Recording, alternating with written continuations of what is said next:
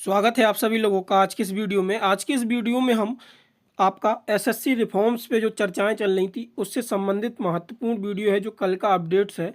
तो आप सभी लोगों को पता ही होगा कि सभी टीचर जो थे एसएससी कॉम्प्लेक्स में यानी कि एसएससी हेडक्वार्टर पे एसएससी के चेयरमैन से मिलने के लिए गए थे। तो वहाँ पे सुबह से ही ये बात चल रही थी और ये ट्विटर पे ट्रेंड भी कर रहा था हैशटैग एसएससी रिफॉर्म्स 2025।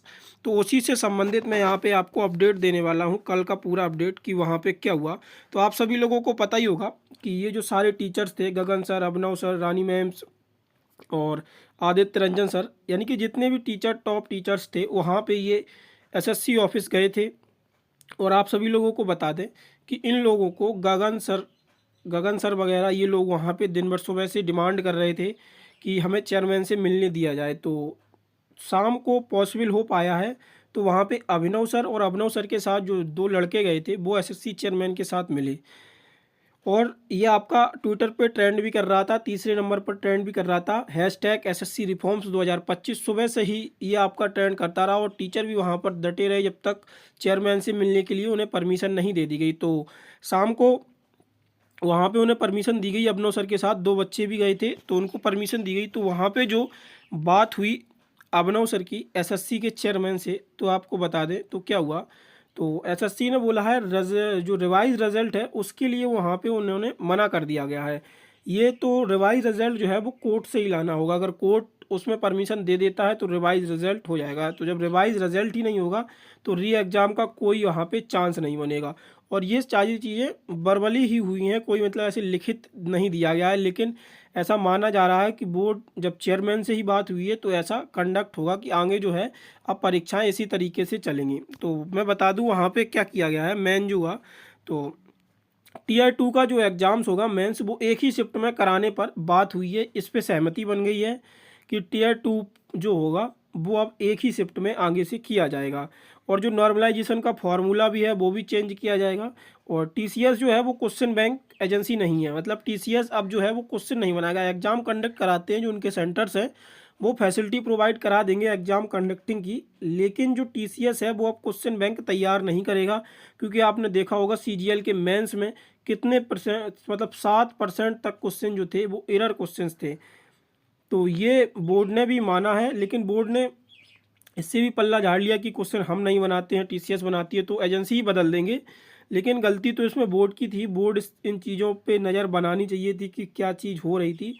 तो सबसे बड़ा वहाँ पे ये है कि रिवाइज रिजल्ट के लिए मना कर दिया गया। अब कोर्ट जाना होगा फिर वही खेल। तो अब ना के बराबर चीज़ें हैं कि कोई री एग्ज़ाम या रिवाइज रिजल्ट हो। अब एज़ यूजुअल जो आगे की भर्ती है वो अब सही तरीके से कराई जाएंगी।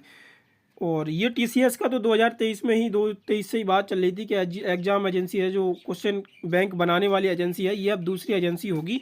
तो ये भी हो गया है। नॉर्मलाइजेशन का फॉर्मूला भी बदलने पर बात चल रही है कि जो नॉर्मलाइजेशन का अनफेयर तरीका होता है, कहीं किसी को 25 नंबर मिल रहे हैं, किसी को 4 नंबर ही मिल रहे हैं, तो इस पर भी बात हुई है बोर्ड के चेयरमैन से। इस पर भी विचार चल रहा है कि इसका फॉर्मूला बदला जाएगा। और ज़्यादा फॉर्म आने के कारण जो शिफ्टें होती हैं तो इसमें फ़ीस भी बढ़ाई जा सकती है। क्योंकि जब एक ही शिफ्ट में कंडक्ट कराया जाएगा तो फिर उसमें संसाधन भी ज़्यादा लगेंगे। क्योंकि जैसे सिर्फ अभी 10 सेंटर्स थे तो 5 शिफ्ट में करा लिया एग्ज़ाम्स।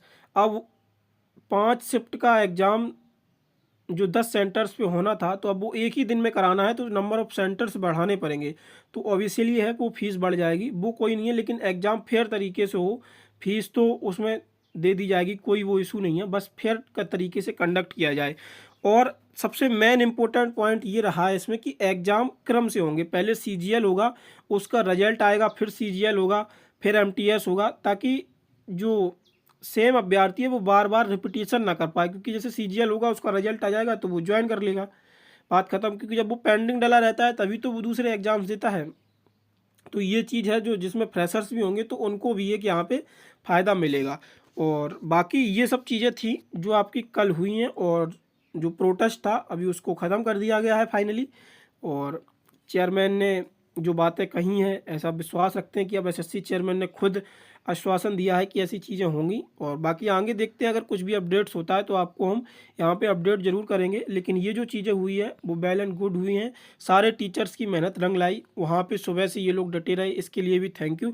और हम लोग भी वहाँ पे ट्विटर कैंपेन के माध्यम से सपोर्ट कर रहे थे। ट्विटर पे भी हैशटैग एसएससी रिफॉर्म्स 2025 ट्रेंडिंग पे रहा, तीसरे नंबर पर रहा, तो उससे भी थोड़ा इफेक्ट पड़ा है। और बाकी अब देखिए आने वाले दिनों में क्या एसएससी चेंजेस करता है, क्योंकि चेंजेस तो होने ज़रूरी हैं, क्योंकि वही घिसा पिटा मेथड चल रहा है, तो उसमें चेंजेस लाना ज़रूरी है। और अब बात भी हुई चेयरमैन के साथ, तो 100% पॉसिबल है कि ये सारे चेंजेस लाए जाएंगे। धन्यवाद।